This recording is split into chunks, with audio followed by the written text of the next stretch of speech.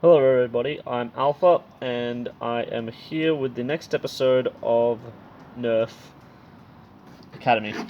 Now, here we have Flywheel terminologies. Flywheel being the blasters that are electronic and use these wheels to crush and spit out darts.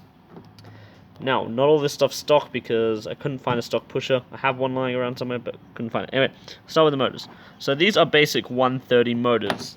There are three generic sizes. There's 130. These are just stock 130s, both from different blasters, as you can tell by the head. But stock 130s.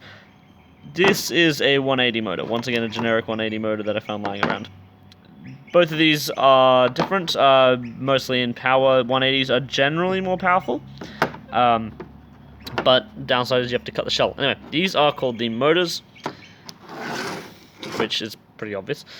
Next we have the flywheels. So these are what crushes and spits out the dart. These are stock demolisher flywheels, so they're a bit bigger than regular flywheels, but they still work just the same. Put a dart in between, shooting it out.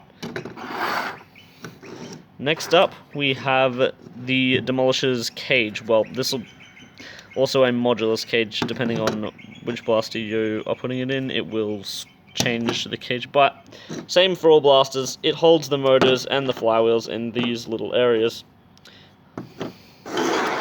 Next up is the pusher. This one's an auto pusher I printed, but just imagine it without that, and then you have your standard semi-automatic pusher. This is the stock rev switch, also lock switch, and every other switch that you would find in a standard Nerf blaster. Now, all these components are stuff that I'd save from a blaster, aside from the mechanical stuff. Always save the mechanical stuff, but electronic stuff, save most of it, the motors, the switches, because believe it or not, these can be used if you're using a MOSFET.